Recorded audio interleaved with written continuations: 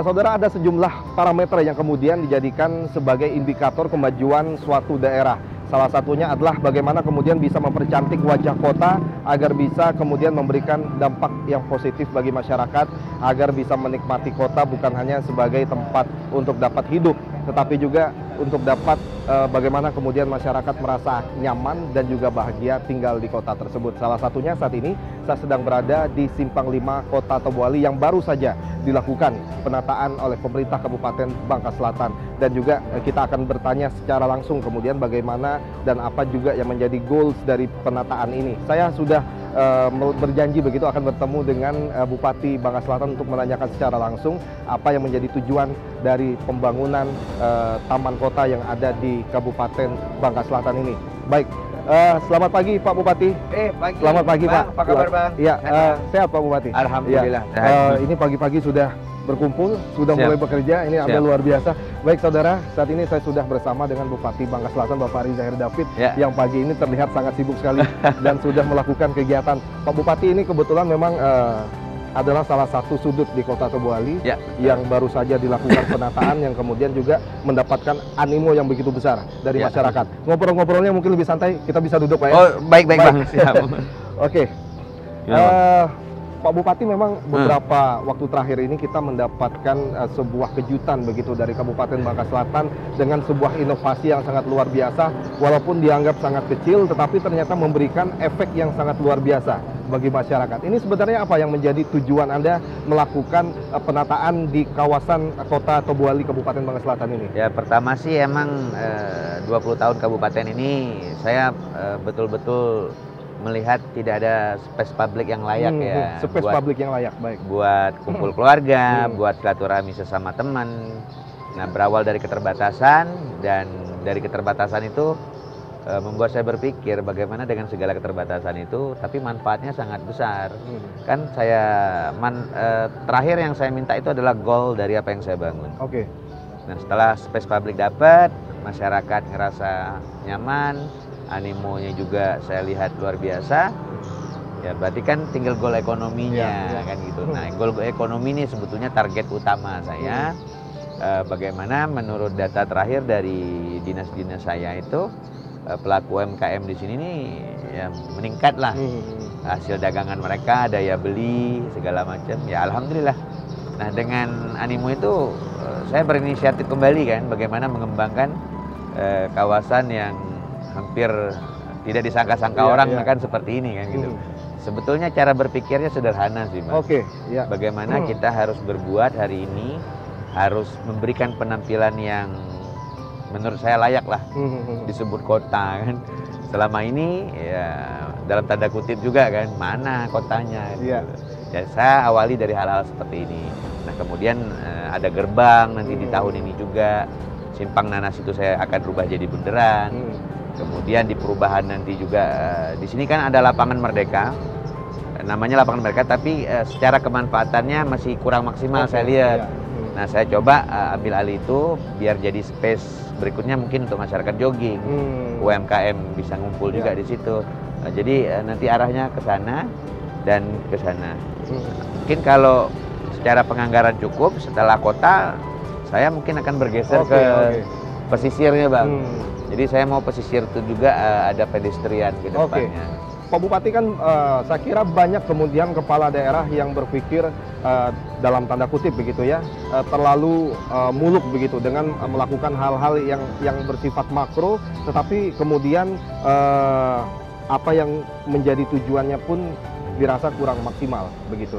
Tetapi dengan penataan kota tentu saja juga menjadi pintu gerbang bagi tadi Anda katakan untuk kemajuan ekonomi, terutama ekonomi kerakyatan. Nah, kenapa Anda bisa berpikir seperti itu yang kemudian tidak dilakukan oleh kepala daerah lain begitu? Jadi ketika dikasih amanah oleh Allah, dikasih amanah oleh rakyat, pilihannya dua. Saya harus membesarkan keluarga saya dengan kolega-kolega saya, atau membesarkan rakyat saya. Pilihannya dua itu. Saya memberikan dan mendapat ilham dari Yang Maha Kuasa nih. Amanah kamu adalah untuk membesarkan rakyat, bukan kolega-kolega kamu, bukan pribadi-pribadi kamu. Nah, langkah awalnya itu. Ketika kita memikirkan dan sepakat bahwa kita terpilih ini untuk rakyat, hal yang kita lakukan pertama-tama adalah bagaimana membahagiakan rakyat. Sesuai kemampuan saya lah, selaku pribadi yang mungkin harus tetap lebih banyak belajar ya Bang, tentu saja. Jadi konsepnya dua itu, mau besarin saya, mau saya aja yang enak, keluarga, sahabat, terdekat, atau rakyat saya. Iya, menjalankan tanggung jawab sesuai dengan apa yang sudah diamanahkan oleh jadi pasca dilantik itu cara berpikirnya Bang. Ini luar biasa, cakep sekali Pak Bupati. Pak Bupati, tentu saja Anda bekerja dengan beberapa orang yang ada di OPD di Kabupaten Bangka Selatan yang semuanya itu kan harus dilakukan penyamaan persepsi begitu. Betul. Untuk kemudian bisa menerjemahkan apa yang menjadi apa pola pikiran Anda. Nah, untuk menyamakan persepsi para kepala OPD ini, apa langkah-langkah strategis yang kemudian Anda lakukan? Pertama-tama saya akan baca dulu ya karakter dinas-dinas saya ini. Dan saya lihat sekarang ini saya banyak nempatin anak-anak muda. Kenapa anak-anak muda? Ya sebagai senior-senior ya mungkin nasihat atau bimbingan, arahan senior-senior sangat penting. Cuman secara daya dobrak, saya melihat anak-anak muda ini lebih mampu kerja keras ya, bukan yang senior tidak, yang senior juga sangat mampu sekali. Cuman daya dorong untuk selatan hari ini, saya butuh anak-anak muda ini. Dan anak-anak muda inilah yang saya tuntut untuk berinovasi. Bagaimana kalian hari ini adalah pelayan, bukan untuk dilayan. Jadi in prinsip gitu dulu. Kenapa Bangka Selatan Anda anggap harus memiliki daya dorong yang lebih dibandingkan dengan sebelumnya? Ya mungkin Abang tahu lah kan bagaimana kondisi selatan saat ini. Bahwa yang min-min itu kan selalu di sini, di selatan min-min. Nah inilah PR saya pasca dilantik. Bagaimana merubah angka min ini menjadi sebuah angka plus. Dan saya mencoba manfaatkan. Ya, dan saya lihat potensi-potensi lokal sangat luar biasa. Jadi kepala dinas saya saat ini nih, mungkin sekitar 60-70% itu adalah orang Bangka Selatan sendiri. Saya coba manfaatkan itu juga, mungkin secara apa ya, secara mental, secara psikologis mereka rasa membangunnya mungkin lebih gimana. Nah ini lagi saya challenge juga sih semuanya. Nah kalau mereka berhasil ya saya definitifkan, kalau yang belum berhasil ya saya akan coba geser-geser lah Bang. Oke, kita kembali ke Simpang 5. Pak Bupati, ini kemudian proyeksi ke depan yang ingin Anda lakukan di lokasi ini seperti apa? Mengingat yang menjadi tantangan adalah bagaimana konsistensi kita untuk dapat menjaga ini agar tetap menjadi sesuatu yang positif. Ya, saya kan bentuk satgas sekarang Bang. Jadi satgas kebersihan untuk di kawasan Simpang ini siapa?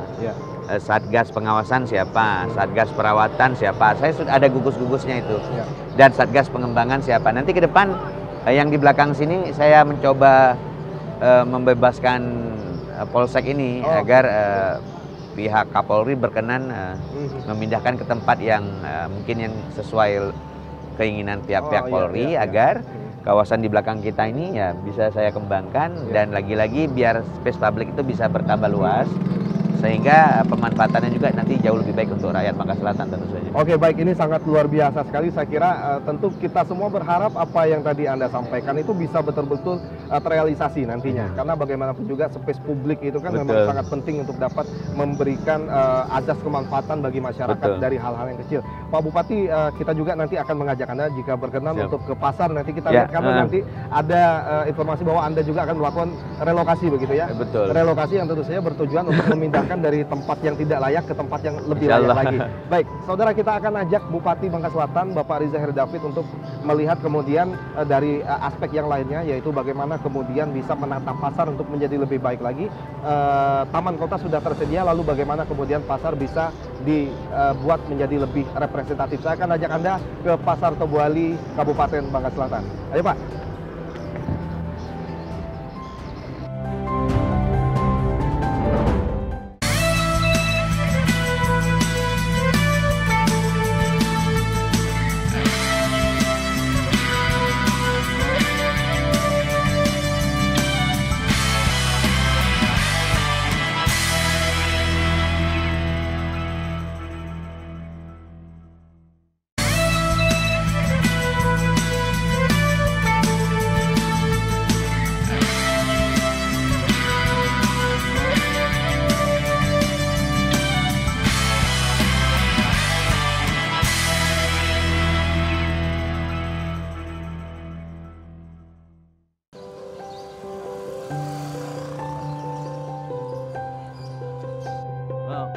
Pak, dengan nongkrongnya sehat.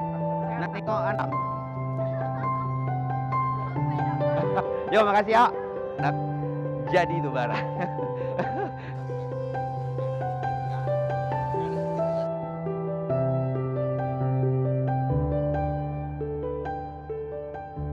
Ya, saudara, inilah salah satu, maksud saya lokasi yang kemudian akan dijadikan sebagai pusat perbelanjaan ataupun pasar di Kota Tebu Ali, Kabupaten Bangka Selatan yang akan dilakukan relokasi oleh pemerintah Kabupaten Bangka Selatan. Ini seperti apa, Pak Bupati, konsep proses relokasi yang akan dilakukan? Lagi-lagi saya bilang satu hal sederhana, bagaimana sesungguhnya jual beli itu terjadinya di pasar. Ya, kita sambil jalan boleh. Ya. Untuk meningkatkan ekonomi itu salah satunya adalah pasar. Ya. Nah, pasar kami ini, mohon maaf, lagi-lagi dalam tanda kutip 20 tahun umur kabupaten kami belum pernah tersentuh. Termasuk aspal yang kita injak ini baru intervensi APBD tahun kemarin. Oke, ini. baru tahun kemarin ya. Tadinya aduh, jalannya aja rusak. Jadi kita belum mampu bangun pasarnya, minimal fasilitas ke arah pasarnya saya perbaiki dulu. Ya, konsepnya dari kecil kan gitu. Dan alhamdulillah pasca kunjungan Pak Presiden langsung memerintahkan Pak Basuki selaku Menteri PUPR untuk membangun pasar di area ini. Alhamdulillah sedang perubahan DID hari ini diperkirakan sekitar 25 sampai 27 miliar. 27 miliar. Yang 25, dana yang murni dari pusat semua. APBN ya, dari ya. Pak Presiden langsung lah, itu hadiah untuk masyarakat Bangka Selatan. Ya, harapan Pak Presiden, apa yang jadi harapan rakyat hari inilah, bagaimana pasar ini jadi sumber peningkatan ekonomi masyarakat. Oke, ketika kita melakukan proses relokasi begitu Pak ya, tentu saja ini juga akan berdampak terhadap bagaimana kemudian tanggapan dari para pedagang di sini. Walaupun kita tahu bahwa tujuan dari relokasi adalah dalam rangka untuk penataan begitu. Nah, ini seperti apa kemudian pendekatan yang Anda lakukan kepada masyarakat agar proses ini bisa berjalan lancar? Saya lihat sudah 2 kali ya, menurut laporan dari dinas saya sudah 2 kali sosialisasi, dan lagi-lagi menurut laporan, alhamdulillah pedagang juga menerima. Karena saya harus meyakini para pedagang bahwa efek pembangunan pasar ini bukan untuk kami.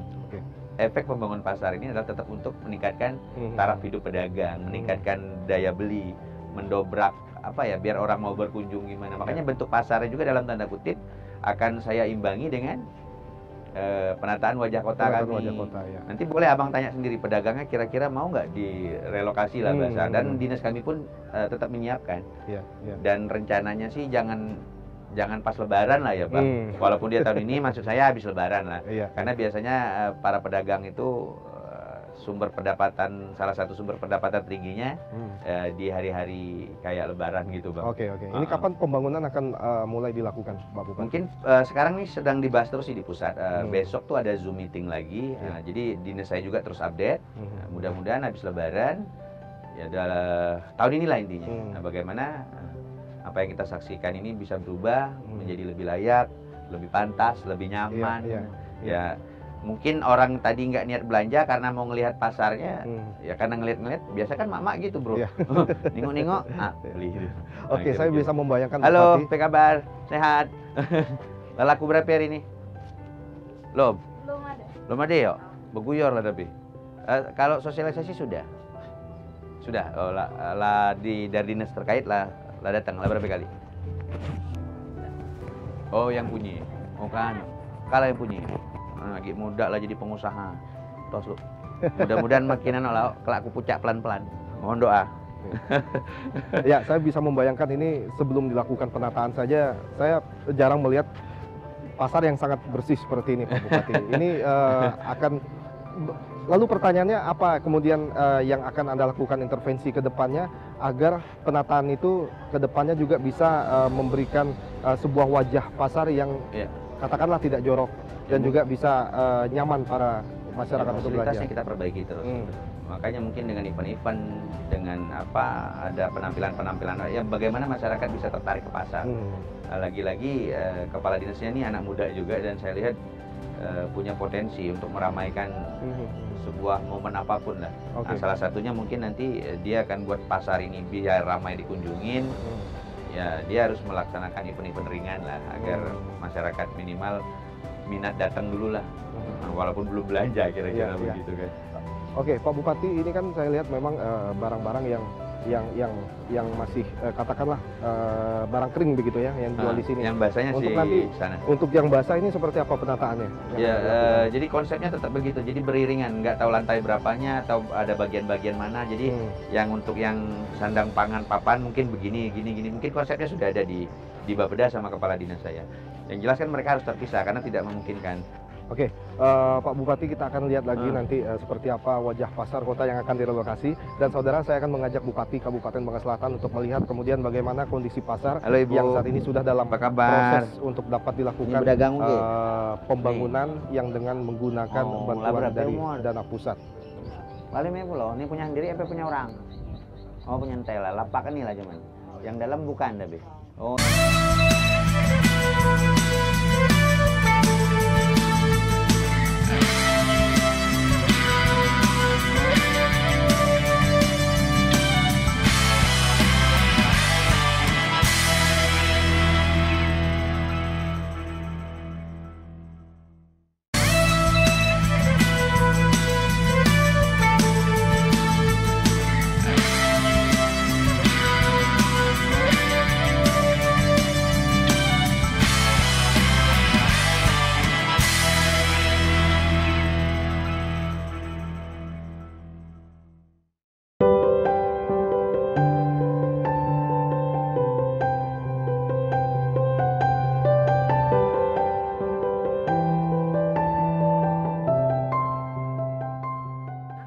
Jadi kami Bangka Selatan ini lumayan banyak inovasi,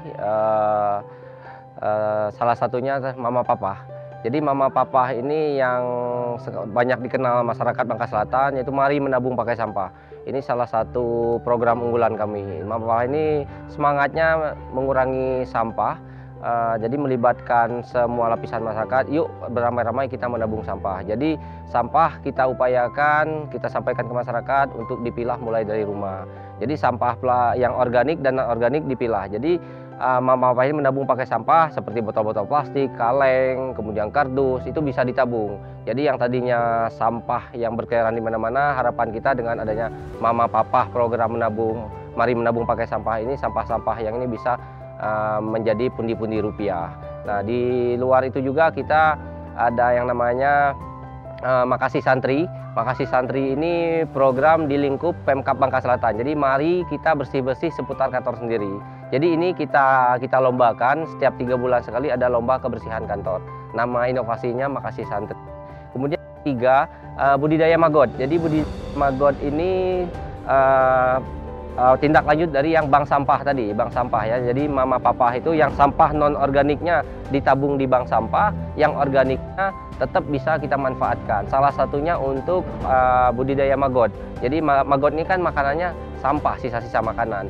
Jadi sampah-sampah yang di rumah tangga yang sudah tidak termanfaatkan bisa untuk maggot. Maggot ini kan bisa buat pakan ternak. Itu. Kemudian yang keempat ada juga kita DLH masuk desa. Jadi ini bagian dari pendampingan kami ke desa, tanggung jawab kami terkait pengelolaan sampah. Jadi kami targetkan di Bangka Selatan ada 50 desa, kami targetkan minimal satu desa memiliki satu bank sampah. Bukan hanya bank sampah, TPS 3N juga kita dorong supaya aktif. Jadi memang desa sekarang ada beberapa desa yang sudah kita bentuk bank sampahnya. Dari 50 desa sampai dengan hari ini ada sekitar 13 bank sampah. Target kami memang 1 tahun ke depan 50 desa ini sudah memiliki bank sampah. Jadi kami pendampingan ke desa mulai dari penyuluhan ke masyarakat, mengambil sampah ke rumah-rumah. Tentunya ini melibatkan BUMDes karena retribusinya BUMDes bisa tarik itu dan manfaatnya juga bisa menambah penghasilan untuk BUMDes. Kemudian ada juga kita yang namanya Satgas Layanan Sampah. Jadi ini baru kita launching kemarin di akhir tahun, Pak. Di akhir tahun Satgas Layanan Sampah ini sebagai bentuk kami menjawab pertanyaan publik terkait masa pengaduan sampah. Selama ini pengaduan sampah itu kemana-mana. Jadi kadang ke medsos, kadang ke WA. Saya bahkan langsung ke Pak Bupati, kayaknya kurang elok, kurang tepat gitu kalau sampai langsung ke kepala daerah.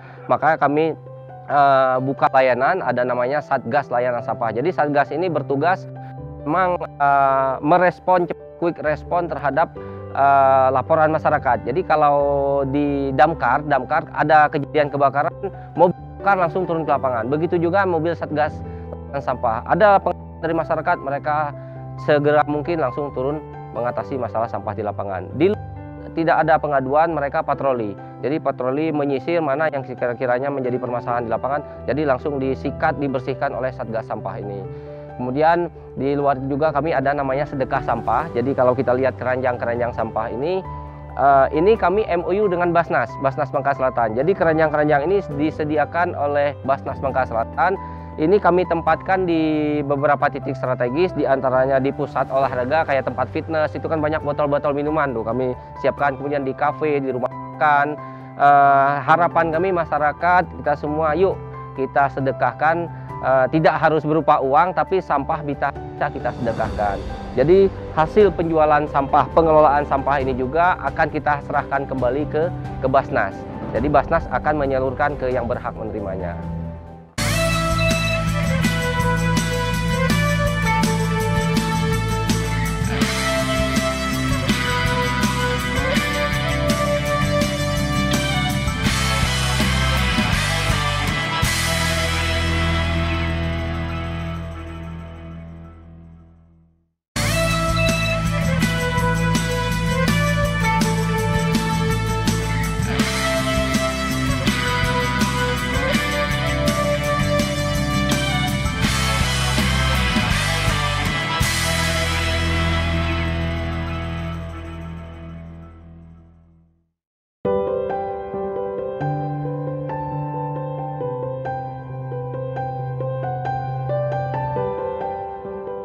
Ya, saudara, sejumlah aspek yang dirasa sangat penting untuk melakukan penataan sebuah kota haruslah dilakukan secara komprehensif dan juga terintegratif serta partisipatif dengan melibatkan semua komponen termasuk masyarakat agar perubahan dan penataan yang dilakukan dapat betul-betul bisa memberikan dampak yang besar bagi kemajuan suatu daerah. Saya Dik Revolino mohon pamit, sampai jumpa di potret selanjutnya.